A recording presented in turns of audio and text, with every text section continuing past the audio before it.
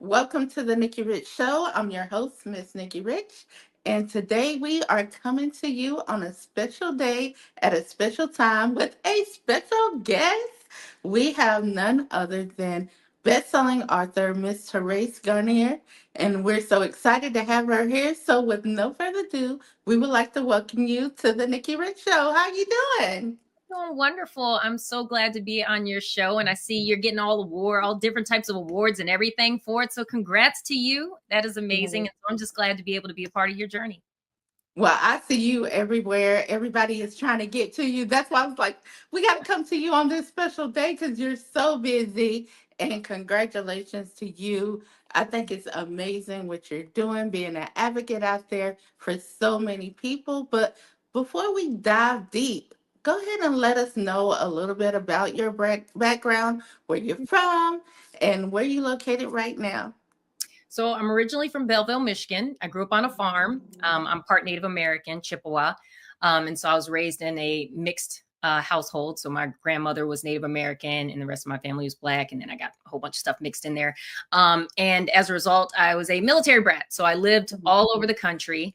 And so I finally settled here in the Maryland area. So I'm like 20 minutes from DC. And basically, from high school, I moved around a lot. Then I decided I went to go to art college, got a full ride scholarship to Memphis College of Art, did that for about a year. And then I said, you know what? I want to move to Japan. So I moved to Japan and I worked at a local TV station where I interned, and I was working at a marketing office on a military base. And that's when I decided I'm going to join the military. So I joined the Air Force, and I was a broadcast journalist, and I was able to be a radio show host with over 75,000 listeners. And then I also anchored the Pacific Report. So I did that for 5.5 years, came back to the States, and then I got out of the military, and then I became a national correspondent. And I did the news for about 12-ish years altogether. And so I've been able to travel all over the world, covering different stories like the historic fires in Australia, the Black Wall Street Centennial. It's just been an amazing journey. And actually, that journey as a national news correspondent ended in 2022. And that's when I decided, and that was during the pandemic, that's when I decided that I wanted to write a book on my experiences, my childhood experiences, and some other traumas I had experienced as an adult. And I decided to publish a book and run in a pageant and become a pageant queen. So I've been doing a lot for the last few years, but mostly, promoting my book and trying to help other people as much as I can. And speaking of your book, No Longer Silent, tell us what inspired you to write it. Yay! Let's say it again. Let's say it again. That's me. So yes, this is my book, No Longer Silent, and it's my memoir. And this is a trigger warning for anyone that's watching because I don't want to upset anyone. But basically, it goes into my background as being a survivor of gun violence as a child, being raped as a child and abused. And then it goes into my journey as a military service member and enduring a brutal rape on Veterans Day of all days. Mm. While I was serving in the military. And so it basically talks about those traumas and what I did to overcome them and what I'm doing now to help others. And so a lot of people like to get my book because, one, it kind of explains the process. Let's say they're a service member and they want to know what to expect if they decide to report. It goes into that. It also talks about what to do if you're a civilian. And it also goes into what to do if you have a child that you think this could be happening to, or other people that it could be happening to. How do you approach them? What do you ask them? And so it kind of goes into that. And so really, I wrote this initially for my own healing journey. But Mhm. then I realized that after the murder of Vanessa Guillen, who was a Fort Hood soldier, she had reported that she was being sexually harassed. After her murder, that's when I realized that I have to publish this because this is happening far too often. And this is my way that I can try to help others start their healing journeys. And so that's kind of what it's been. It's been a 2-year journey. I published it on Veterans Day of 2023, which was the 10-year anniversary of me being raped. And so this Veterans Day was my first year of having the book published. So that was a beautiful thing to see how far my book has gone in over a year after self-publishing it. So it's been a beautiful journey. It's mostly because of the peace that I've been feeling and the joy that I've been feeling now that I came forward. And now it's almost to the point where if people don't believe me, I don't care. Like, I Mm-hmm. think before I'm like, well, I want to be believed. And it's like, I don't need your approval, or I don't need you to believe what I say happened, because I know it happened. Oh, I lost friends over it. I Mm-hmm. lost friends. I literally went and told them what happened to me, and they were like, "No, maybe you misunderstood, or maybe it was something." And I'm like, "I was sober. He was trashed out of his mind. There was no misunderstanding the situation." And I lost a lot of friends over that, because they Mm-hmm. decided they wanted to pick that person because he was popular and everyone liked him. And so they wanted to believe, they didn't want to believe that he was doing those kinds of things. And so, yes, and it's baffling, because when you're deployed overseas, your unit is your family unless you're married. I was not Mm-hmm. married. So my unit was my family. So for that to happen and my family to turn on me, it was the worst thing ever. And then even my actual family turned on me too. So it was like, dang, I'm getting it from work and from home. And so I have run into that a lot, and it's actually very disheartening. And I only say that because when it happens to that person, they're going to want to seek help, and they're going to get the same reaction. Yes. And how do you handle that once you come across it? I just say, you know what? It is what it is. I can't really get mad at people. Mm-hmm. People are going to say what they want, and they're going to feel the way they want. And so, I just say, hey, if you ever need anything, I'm here for you. And then I just take a mental note that this is not someone that I can reach out to help in that capacity. And then I try not to be angry with them, because me being angry is not going to resolve anything. And I try to stay positive. So I try to leave it on a good note and just say, if you ever need anything from me, I'm here for you. I'm here for you. Now, once you put it out, your book out there, No Longer Silent, was there anybody that just took you by the hand, like a mentor or somebody that, just really helped you and, gave you that love, Mhm. once they knew your story? So I'll mention two people. I'll mention one person that didn't know me but met me, and then I'll mention another person who I've worked with for years. So the first person is President Biden. Mm-hmm. And I bring him up because, first, I didn't even realize I had been invited to an event because they had heard about my book, but I didn't think I was going to meet him at all. And Mm-hmm. so I said, you know what, let me just bring a book just in case. I always want to be prepared. And I ended up meeting him, and I told him my story. And I just remembered him giving me a hug and saying, "Are you okay? Are you okay now? How are you doing now?" And that Mm-hmm. meant so much to me. The leader of the free world acknowledging what happened to me and Yes. showing empathy.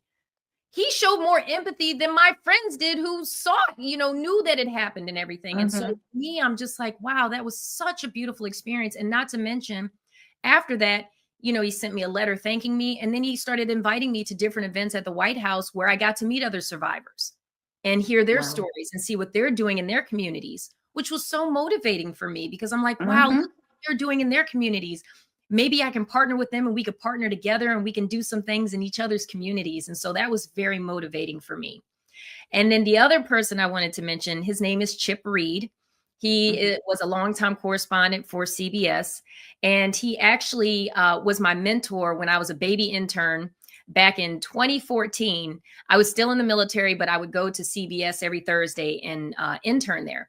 And so he was my mentor during the time, and he took me under his wing. And then, I ended up going to network news, and I would always run into him at different stories, and he would always sing my praises. And I'm just like, oh my gosh, he's like a rock star in this industry. And he would talk about me, and people would hear this and be like, who is she? Why is he, this guy, like this rock star, talking about her? And so that's how I made a lot of friends as well. And actually, on this past Veterans Day, I was able to hold a book signing with him, which Wow. was the honor of my life, because for him to mentor me, help me get into the field of journalism. We both pretty much got out around the same time. And then we both published books around the same time. I think his came out a month before mine. His book is about service members that he deployed with in Afghanistan and how they were overcoming the trauma that they saw with PTSD and different things like that. My Mm-hmm. story is about me overcoming my trauma when I served in the military. So we both have military stories from different angles, and to be able to have a book signing on Veterans Day with my mentor, it was That's such huge. it was like, I'm gonna start tearing up if I think about it, because I just saw how that came back full circle. here it is. He was pouring into me and he saw me grow and develop into this young journalist. And then for me to be able to turn it back around and help him with his book and help promote his book, it was just a beautiful full circle type moment. And I'm so thankful for him and his wife, Nina. They've been super supportive with me and my book. And then even with my heart failure, they were super supportive with that as well. And so those are definitely the two instances that I can say that are moments I'll never forget. I'll remember for the rest of my life, and kind of almost brings me to tears when I think about it. And I'm trying not to cry on here, but Yes. yeah, it was beautiful. Do you ever think that you'll get back into journalism, or, why did you stop? So I will say, I do think eventually I will go back. Mm-hmm. And actually how I started, and I mentioned this to you before, I actually started because, my idol, the woman I look up to, I love like more than anything, Oprah Winfrey.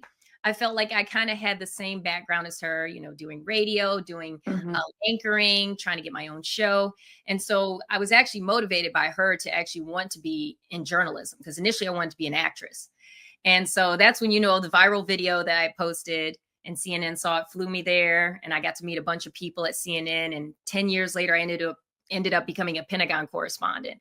And so that's kind of how I got into journalism. And the reason why I got out, my former employers, I had injured my back.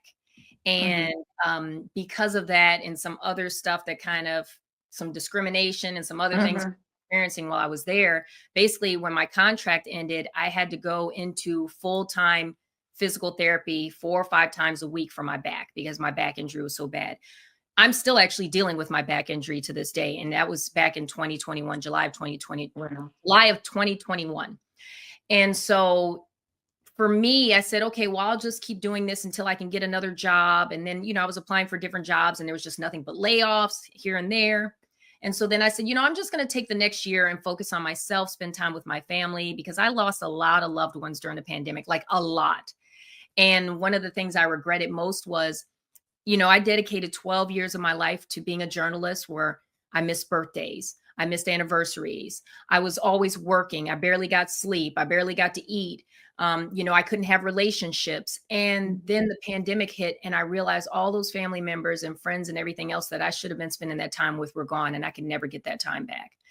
And so I said, I'm going to take the next year and focus on just spending time with my family and my friends.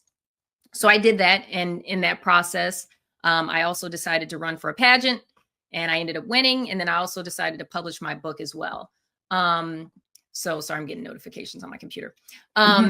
So, that was kind of how my journey led for me, being in news, going to modeling and pageantry, and then writing my book. And so I do hope to go back into it, and I want my own show. But in the meantime, I'm going to try to help as many survivors as I can. I mentor high school students on weekends in journalism, and I'm also starting a nonprofit, and I'm coming up with my own YouTube show. So maybe that'll develop into something huge, but we'll see. I'm just trying to see where God leads me. And, I'm just very optimistic and hopeful for what the future may hold. So you're starting a new YouTube show. All of this is happening in 2025? 2025, baby, January. So I'm trying to have my nonprofit started, which is called Rise. And then I'm also trying to have my first episode air on January 15th. It's called Off Script. And basically it's a 1-hour show where I interview different influencers, thought provokers, and those who are very creative, to show another side of them, show the more human, personalized side of them versus, because everyone has a persona, especially for us in TV and stuff. So let's see you outside that persona. And so it's really cool. So I've done several interviews so far. So I'm still working on putting those shows together. But as you know, because you do a lot of this as a one-woman band, it's been a lot trying to shoot, edit, put everything together. On top of going to multiple doctor's appointments a week because of my heart condition. So it's been a lot of trying to juggle, but I'm so glad I'm doing it, because in my heart, I have a servant's heart. That's why I joined the military. That's why I do what I do, because I just love helping people. And I know what it feels like not to have that support and not to have that assistance when you need it. So I know that's my calling, to help people. And so I'm hoping I can do that with my show and also with my tour. I didn't even mention my tour that's coming up next year. I got a tour too, so I'm super excited. Maybe you should join me on it. Yes. So I'll tell you a little bit about my tour. So my tour, Mhm. I'm my goal is to go to 50 different high schools, colleges, military bases, and counseling facilities. And I want to give speeches on how to protect yourself from sexual assault, gun violence, and domestic violence. And so I'm looking for people to partner with me that will purchase up to 1,000 books. That Mhm. way, the goal is 1,000 because if I hit 50 locations, that means I can give away 25 books at each location. And I really feel that people should not have to pay for, you know, material for their mental health that'll help them Mhm. with their mental health. So if I can provide, 25 books, that's 25 people who can have my book and find out how to set boundaries, find out ways that they can heal by journaling or meditating or going horseback riding. And Yeah. I'm really hoping that I can find others that will partner with me. And then that way in January of 2025, if I can hit 4 locations a month with 25 books each, then that'll be really great. And then, they'll get their props or their accolades for being sponsors and partnering with me as well. So I'm kind of in the works with that, but I'm also still looking for partners and other colleges that I could also reach out to as well. No, that is pretty amazing. So I love it.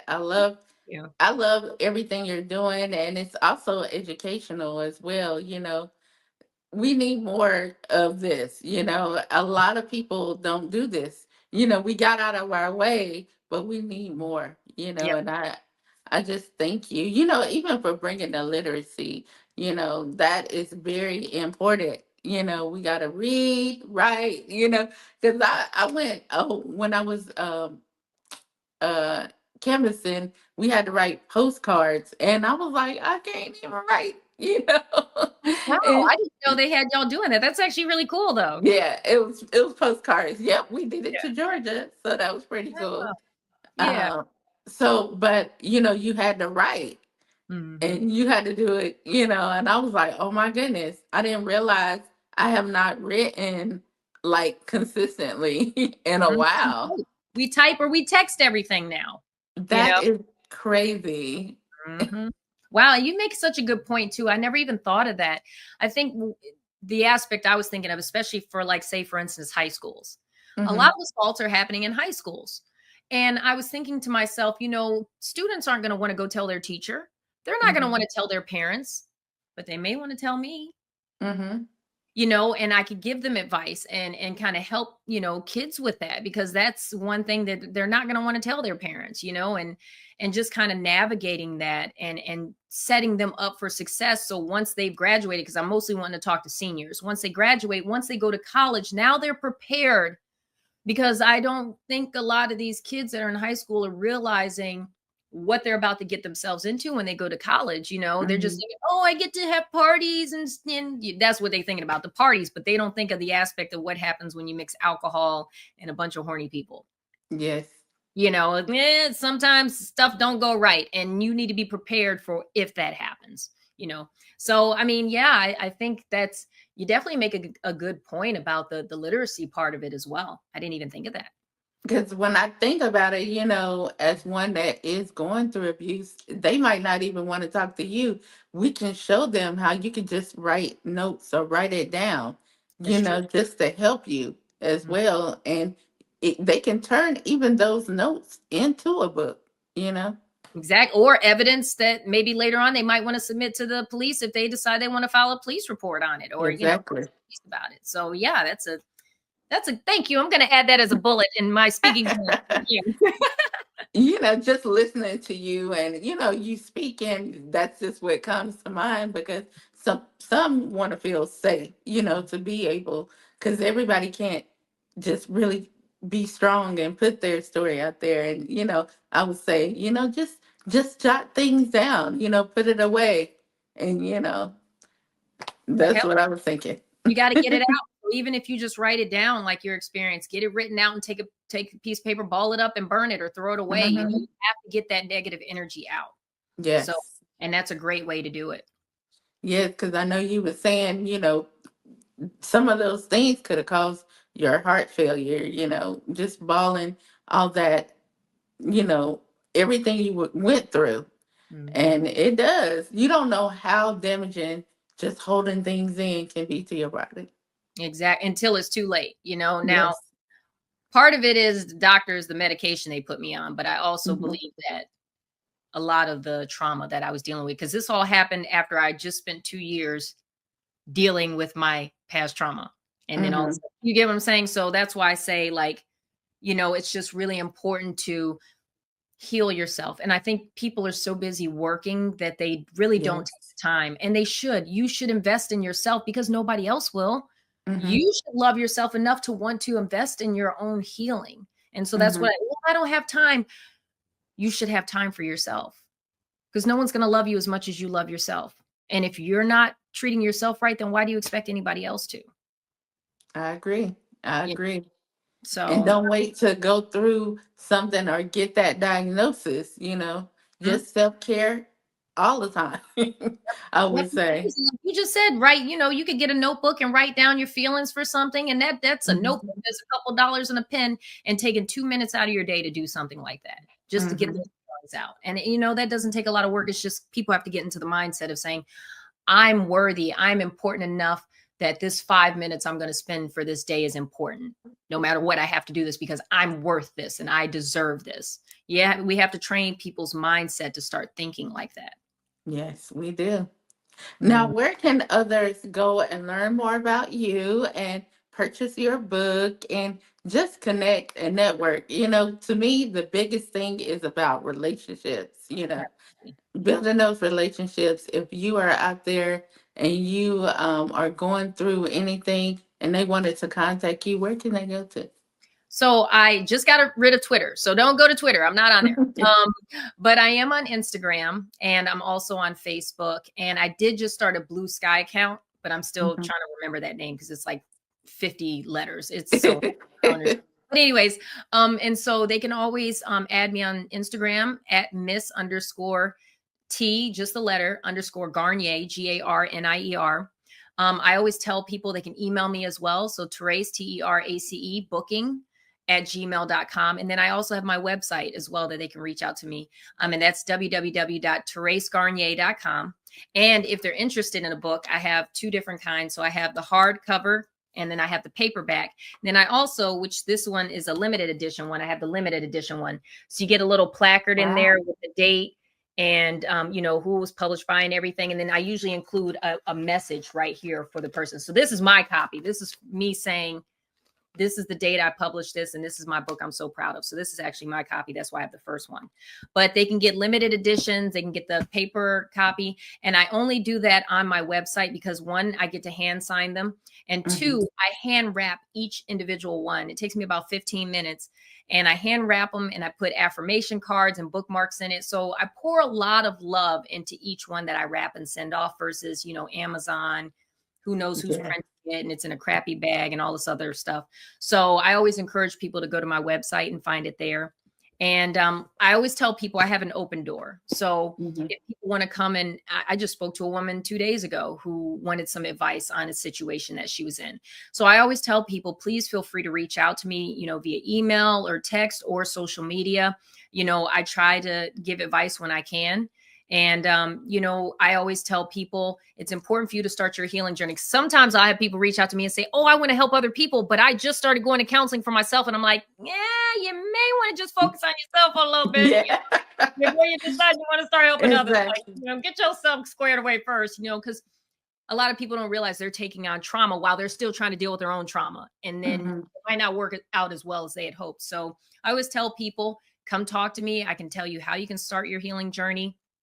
And I can also tell you once you're healed, different organizations that they can reach out to if they want to volunteer and help other survivors, or if they want to be a part of my mission and partner with me and do this tour with me. There's a lot of different options. So anyone that's watching, feel free to reach out to me, please. And then also, Nikki, I want to give you a book to give away to one of your viewers. So I'm going to let you Okay. decide how they get a free copy. But just let me know and I will send them a hand signed copy to whoever you want to give this to. And Okay. I just hope that it makes a difference in their lives as it has in other people's lives that have purchased my book as well. So I'm really honored to give that to someone and see how they feel about it once they read it. Yes, most definitely. Well, I just thank you for taking out the time to come on today and talk with the Nikki Rich Show. I know you have a busy schedule, but it's just an honor to talk with you today. And, thank you for just even sharing your story and all your success as well, because, without success, we wouldn't even be here. Thank God, we've been through a lot, but look at you now, and you look amazing. I know Thank you so everybody might much, say girl. That's why I was like, yo, you looking real good. I like your hair and everything. you And you've been traveling look a lot more than me. amazing. So I'm like, girl, you looking good for all the traveling you've been doing because I know you got. I'm done. Look, it's wind down time now. But And we got the holidays around the corner yes, and everything, so get to enjoy some family time. But I thank you for everything you're doing and how you're mhm, highlighting different authors and different yes, businesses and just everything that you're doing as well. You have a servant's heart too, and so yes, like you said, we want to help other people, but also mhm, building our own tribes and building our own yes, networks. So I'm just glad that you're in my tribe, yes. and one of my warriors for survivors. And so I'm very blessed to have you as a sister. And, thank you so much for not only just sharing my story, but sharing the stories of others. Cause like you just Mhm. said, it's all about community. It's all about connecting. And so you're doing such an amazing job doing that. So thank you. And that's what I want to do. That's what our platform is all about. And we put God first in everything we do. And we want to continue to do His will and just we have gifts, and it's our time to, share them with others. And, I'm just thankful. I'm telling you, I wake up every day thankful. I never know what's going to happen.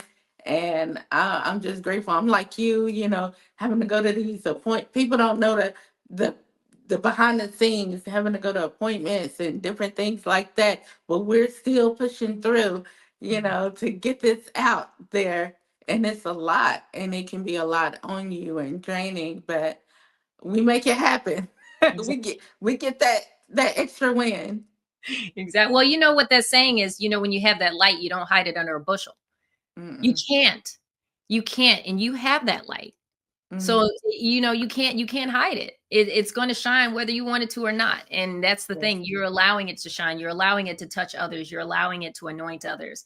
And that's what, individuals like us, that's what we aim to do. We want to shine that light because there's a lot of darkness in this world. And we have a lot Mm-hmm. of people who don't want to help people, who are very selfish. And so, we're countering that. And We I are. just love that because we have to have people in this world that want to do good, because then if we don't, then what is the point in living? You know what I'm saying? What Mm-mm. is the point in being here if you're not going to use it to the betterment of others? You know? Yeah, and we live positive. We want to put out that positive energy.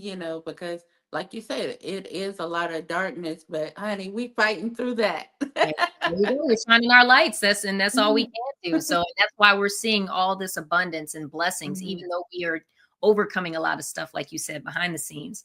I mhm. think that's just even more of a testimony for us to say, look, we had all this stuff going on that y'all don't know about, but look how God helped us overcome it. And now look at what we're doing to help other people. So I think, honestly, I think this is a way that we have new testimonies all the time of Yeah, how God's helping us through different things.